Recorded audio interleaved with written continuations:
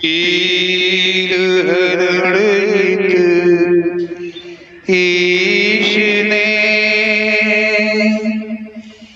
लिया पैगंबर अवतार। पीर पैगंबर जब बाबरे करिए भव से पार। पीर पीर सब ने कहा पैगंबर कहत न कोई। पीर पैगंबर जो जपत तासो पीर न होय, तासो पीर न होय।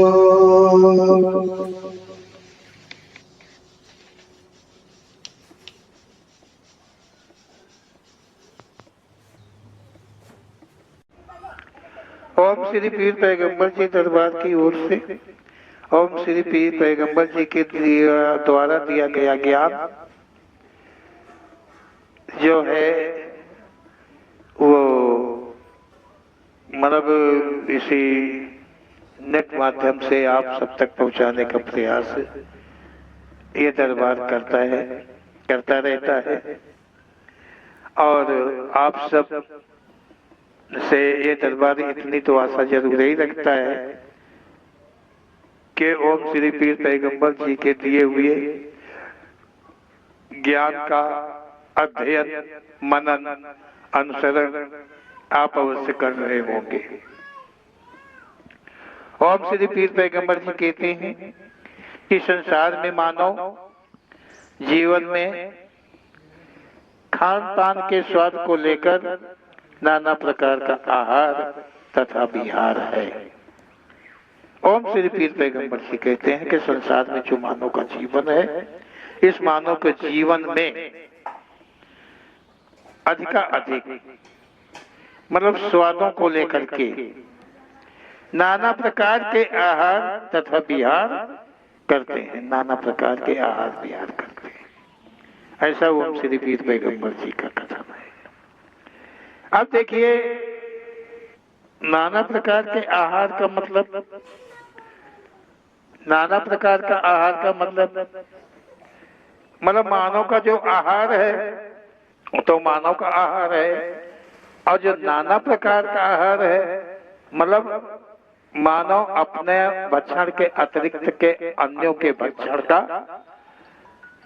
मतलब वो प्रयोग करता है। ऐसा ओम श्री पीर पैगंबर जी का कथन है। ओम श्री पीर पैगंबर जी कहते हैं, और जो इस प्रकार के नाना प्रकार के आहार करता है वो विहार मतलब संभोग आदि में ज्यादातर वो लिप्त रहता है। ऐसा ओम श्री पीर पैगंबर जी का कथन है। जो मानवों में स्वादों के मतलब जो कि मानव स्वाद के अधीन रहता है, जब वो नाना प्रकार का भक्षण करता है, नाना प्रकार का भक्षण का मतलब ये होता है तामसी भोजन करता है, तामसी भोजन करता है। मानव का जो मात्र भोजन है वो उतना तामसी नहीं है। जब अन्यों का भक्षण वो कर लेता है तो वो तामस उसमें अवश्य ही उत्पन्न हो जाता है, जो कि उसे नारी संभोग की आवश्यकता पड़ती है। विशेष तौर से वही लोग ऐसा करते हैं। ओम श्री पीर पैगंबर जी का ऐसा कथन है कि ऐसे मान स्वादों के और विहारों के अधीन रहते हैं। ऐसे ही लोग मृत्यु के पश्चात यदि प्रेत योनि को प्राप्त होते हैं तो उस योनि में भी स्वादों के ही गुलाम रहते हैं। ऐसा ओम श्री पीर पैगंबर जी का कथन है कि ऐसे नर नारी मृत्यु के बाद यदि वो कर्म के बस प्रेत योनि में गए, प्रेत योनि को प्राप्त किया, तो उस योनि में भी मानवीय गुण उनमें संभवतः रहते हैं, जो कि वही स्वादों और तथा विहारों के गुलाम रहते हैं, तब भी गुलाम रहते हैं। ऐसा वो श्री पीर पैगंबर जी का कथन है। ये नहीं कि वो प्रेत योनि में चले गए तो वो भूल गए खान पान को लेके और बिहार मौज मस्ती को लेके, नहीं, वो उनमें तब भी कायम रहता है, जो कि अशुभ भक्षण करता है। ओम श्री पीर पैगंबर जी कहते हैं, ये जो ज्ञान दे रहे हैं ये उन्हीं के लिए कह रहे हैं कि जो अशुभ का भक्षण किया करते हैं उनमें ऐसे गुण होते हैं, और मृत्यु के पश्चात प्रेत योनि में भी उनके ये गुण नष्ट नहीं होते हैं और वो वहां भी स्वादों के गुलाम रहते हैं। अब ये तो मानव जीवन की कहानी है कि मानव के जीवन में वो क्या क्या भक्षण करते हैं। अब संसार में कितने प्रकार के भक्षण हैं, कितने लोग करते हैं, क्या करते हैं, ये तो अलग की बात है। ये तो सभी कोई जानता है, सभी कोई देखता है। अगर कोई खाता नहीं है तो खाने वाले को देखता है, अगर कोई खा रहा है तो वो तो अलग की बात है, वो तो जान ही रहा है। लेकिन जो ओम श्री पीर पैगंबर जी का सत्य कथन है वो यहाँ कहना लाजिम हो जाता है कि ओम श्री पीर पैगंबर जी कहते हैं कि जो स्वादों का गुलाम है, स्वादों का गुलाम का मतलब होता है कि वो हर कुछ, कोई भी दुनिया के अंदर में चीज बाकी न रहे जिसका स्वाद उसे बाकी रह जाए। ऐसे नर और नारियां संसार में बहुत है जो स्वादों के गुलाम हैं, और जो इन स्वादों के गुलाम होते हैं वो व्यभिचार के भी अधीन रहते हैं, वो व्यभिचार के संभोग के भी अधीन रहते हैं, और ये अशुभ भक्षण के द्वारा ही ऐसा होता है। अब जब प्रेत योनि को प्राप्त हो गया वो मानो की रूह, आत्मा, जीव, जब वो प्रेत योनि में चला गया तो वहां उसे खाने के लिए क्या रखा है। अब वो बाजार भी नहीं जा सकता है, ला भी नहीं सकता है, कहीं आग भी नहीं जला सकता है, कहीं बना भी नहीं सकता है, लेकिन स्वाद उसे चाहिए, उसे स्वाद चाहिए। देखिए उसे स्वाद चाहिए, तो प्रेत योनि में किन चीजों में उसे स्वाद मिलता है, ऐसा ओम श्री पीर पैगंबर जी कहते हैं कि मानव के जीवन में तो वो नाना प्रकार के भक्षण करके स्वादों को पूरा करता है, लेकिन प्रेत योनि में तो नहीं कर सकता है, नहीं पा सकता है, ना कोई बलि चढ़ा सकता है, ना कुछ कर सकता है। तो प्रेत योनि में रह के और मानव जीवन के मतलब मानव जीवन के किए कर्मों के अनुकूल उस रूह का भक्षण बनता है मल, मूत्र, खून, पीप, मदिरा, रज, बीरज, नारियों के मासिक रज आदि इस प्रकार का भक्षण रूहों का भक्षण है, और ऐसी जगहों पर ही रूहों का प्रकोप रहता है, ऐसा ओम श्री पीर पैगंबर जी का कथन है। इनमें रूहों को स्वाद आता है, लेकिन ऐसी ये सच नहीं, सच ये है कि ऐसी भी रूहें होती हैं जो मानव जीवन में स्वादों के गुलाम नहीं है, लेकिन कर्म के बस प्रेत योनि को प्राप्त हो गए हैं, तो वो उस में भी, उस रूह में भी, मतलब रूह प्रेत योनि में भी उन्हें उस चीज का ज्ञान रहता है, वो अशुभ का भक्षण नहीं करते हैं, चाहे वो भूखे रहे और चाहे सारे जीवन प्रेत योनि भूखे रह जाएं, लेकिन वो अशुभ का भक्षण ना मानव जीवन में किया है, ना वो प्रेत योनि में करते हैं, वो हमेशा दूर रहते हैं, और ना वो व्यभिचार आदि के गुलाम रहते हैं। ऐसा ओम श्री पीर पैगंबर जी का कथन है। तो आप सब समझ रहे हैं कि ओम श्री पीर पैगंबर जी का कथन कैसा है और कितना सच है। ये रूहें जो हैं ये खाती हैं तो इनके खाने के लिए सिर्फ यही चीजें हैं। ये रूहें मानव को दबोचती हैं, सताती हैं, तो कहीं मल के द्वारा, कहीं मूत्र के द्वारा, और कोई खून पीती हैं तो कोई पका देती हैं, तो उससे जो मवाद निकलता है वो उनका भक्षण है। और रज बीरज का तो भक्षण आसानी से करती हैं, चाहे वो नर हो चाहे वो नारी हो, और मतलब प्रेत यौन की नर नारी। और जो मानव यौन में नारियां हैं उनका जो मासिक रज होता है उसका भक्षण रूहें अधिक करती हैं। रूहें विशेष करके मतलब मासिक रज को लेकर के और दुधारू जानवर को लेकर के विशेषकर इनके पास रूहें ज्यादा तर जाती हैं। अब इनमें इन रूहों को अत्यधिक स्वाद मिलता है। कोई ये अच्छी सी चीज खा लें, मानवीय भक्षण जो है, अगर इसको अब ये करे तो उनको वो स्वाद नहीं मिलेगा जो मानव जीवन में मिलता रहा है।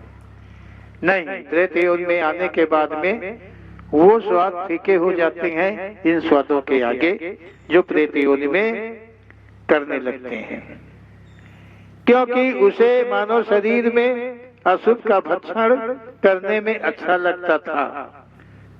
अब प्रेत योनि में वो वैसे भक्षण को प्राप्त नहीं करता है। प्रेत योनि में उस भक्षण को वो नहीं प्राप्त करता है, नहीं खाता है, और प्रेत योनि में रह करके ऐसे अशुभ भक्षण में वो तृप्त अपने को मानता है।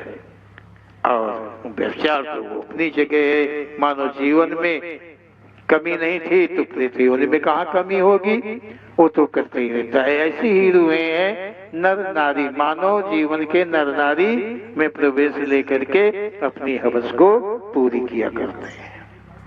देखा होगा कोई कोई रूहें ऐसी भी हैं कि जो कि किसी पे मतलब कब्जा करती हैं किसी के शरीर में, और फिर वो मांसाहार की तरफ अपने को कहता है हमें ये चाहिए हमें वो चाहिए।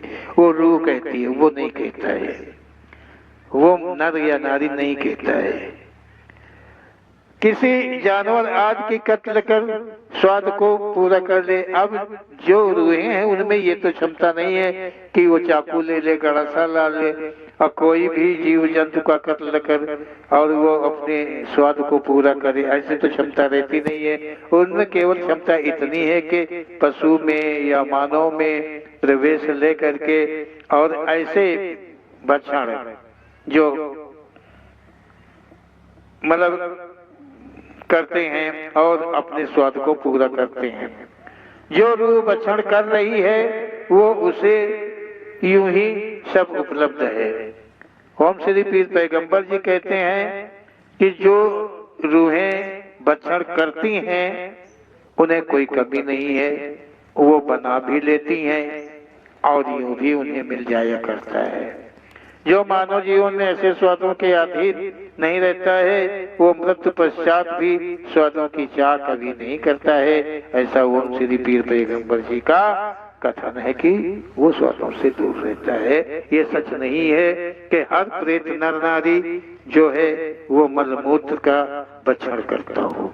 जो जीवित हाल में मानव यौन में रह करके गंदे संदे भक्षण करता है वो उसके लिए ये चीजें स्वाद बढ़ाती हैं, स्वाद अधिक मिलता है। वो रूप प्रेत योनि पाकर भी शुभ भक्षण करती है। ओम श्री पीर पैगंबर जी कहते हैं कि जो मानव योनि में अशुभ का भक्षण नहीं किया है वो प्रेत योनि में यदि उसे मिलता है तो शुभ का भक्षण वो करता है, नहीं तो अपने जीवन को यूं ही बिताता है। शुभ भक्षण उसे मानवों के द्वारा मिलता है। ओम श्री पीर पैगंबर जी कहते हैं कि जो रूह शुभ भक्षण करती है चाहे वो नर हो चाहे वो नारी हो उसे शुभ का भक्षण जो है वो मानवों के द्वारा प्राप्त हो जाता है। आप मानवों के द्वारा ओम श्री पीर पैगंबर जी कह रहे हैं कि मिलता है। अरे मानवों के द्वारा तो उन्हें भी मिलता है जो स्वादों के अधीन है, और जो ये शुभ का भक्षण है इसको बताया है कि मानवों के द्वारा मिलता है। किसी की पूजा अर्चना को स्वीकार कर लेता है। ओम श्री पीर पैगंबर जी कहते हैं कि जब कोई भी मानो कहीं भी नियमित पूजा करता है, नियमित मतलब कोई विधि विधान, चाहे वो अगरबत्ती जला के जाप कर रहा हो, कुछ भी कर रहा हो, या मतलब कोई मंत्रों के द्वारा कर रहा हो, कोई उपचार कर रहा हो, कोई आरती संग्रह कर रहा हो, तो वो प्रेत उसको कवर कर लेता है, उस जगह को कवर कर लेता है। शुभ भक्षण उसे मानवों के द्वारा मिलने लगता है। तो ओम श्री पीर पैगंबर जी कहते हैं कि जो मानो कोई है नियमित साधना करता है, मतलब कोई स्थान है, घर है या मंदिर है या कहीं भी है, और वो शुभ स्थान है जहाँ की वो मान करके, शुभ स्थान जान करके वो नियमित पूजा करता है, साधना साधता है। जब नियमित में हो जाता है तो उसी देवी या देवता के नाम वो प्रेत जो करीबी होता है वो उस सेवा को स्वीकार करने लगता है। ऐसा ओम श्री पीर पैगंबर जी का कथन है। कहेंगे लोग देवी सिद्ध हो गई, देवता सिद्ध हो गया। कौन देवता सिद्ध हो गया, कौन देवी सिद्ध हो गई? उनके नाम भी होते हैं। जिसका वो भजन करता है, जिसका वो मनन करता है, जिसके प्रति की वो साधना करता है, तो ओम श्री पीर पैगंबर जी कहते हैं कि वो रूह जो अशुभ का भक्षण नहीं करती है और वो उस साधना के करीब ही रहती है, तो धीरे धीरे उस स्थान को, उस नाम के स्थान को वो रूह कवर कर लेती है और देवी देवता का नाम से हमेशा प्रसन्न रहती है। और ये मानव समझता है कि उससे देवी देवता प्रसन्न हुआ है?